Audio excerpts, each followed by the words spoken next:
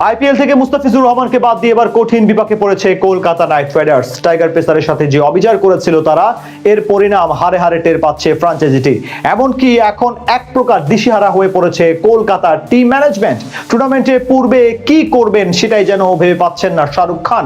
মুস্তাফিজুর রহমানকে বাদ দিয়ে তবে কেমন বিপদে পড়লো কলকাতা, সেটাই জানবো প্রতিবেদনের বাকি অংশে। মুস্তাফিজুর রহমানকে নিয়ে কম নাটকীয়তা সৃষ্টি হয়নি বিশ্ব ক্রিকেটে। বিসিসিআই এর নির্দেশে তাকে যেভাবে আইপিএল থেকে অপেশাদারভাবে বাদ দিয়েছিল কলকাতা নাইট রাইডার্স, তা ইতিহাস হয়ে থাকবে বহুকাল। কিন্তু কথায় আছে, সময় বলে দেয় সময়ের সবচেয়ে বড় পরিণতি। এবার যেন সেটাই হতে চলেছে শাহরুখ খানের মালিকানাধীন ফ্র্যাঞ্চাইজিটির সাথে। মুস্তাফিজকে বাদ দিয়ে নিজেদের অনেক বড় মুনশিয়ানা ভেবেছিল তারা, কিন্তু এখন দেখা যাচ্ছে ভিন্ন চিত্র।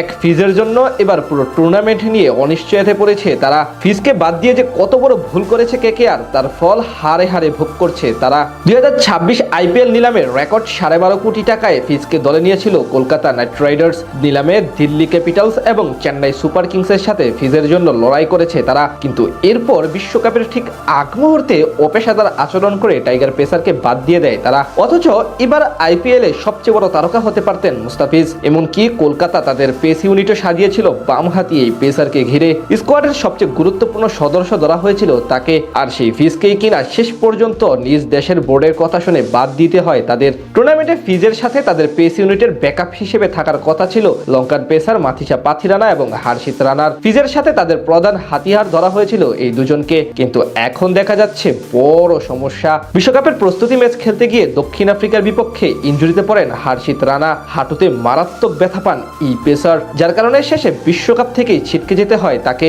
তার বদলে ভারতের স্কোয়াডে ডাক পান মোহাম্মদ সিরাজ। এদিকে রানার ইনজুরির আপডেট বেশি একটা ভালো নয়। এরই মাঝে ভর্তি হয়েছেন মুম্বাইয়ের একটি হাসপাতালে, যেখান থেকে পুরোপুরি ফিট হতে বেশ কয়েক মাস সময় লাগতে পারে তার।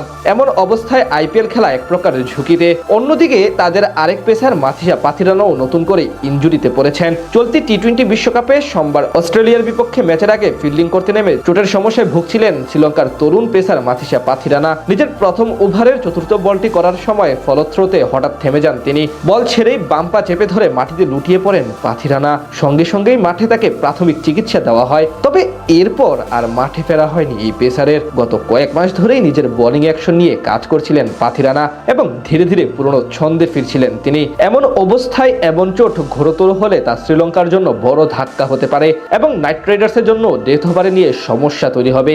একাতফ মুস্তাফিজকে স্বেচ্ছায় ছেড়ে দিয়েছিল তারা, তার উপর মূল দুই বোলারের ইনজুরি এখন এক প্রকার চিন্তায় ফেলে দিয়েছে তাদের। অনেকে মনে করছেন মুস্তাফিজের সঙ্গে যে অবিচার করেছিল কলকাতা নাইট রাইডার্স, সেটারই ফল ভোগ করছে এখন কড়ায় গন্ডায়। এটাই বোধ হয় প্রকৃতির সবচেয়ে বড় নিয়তি।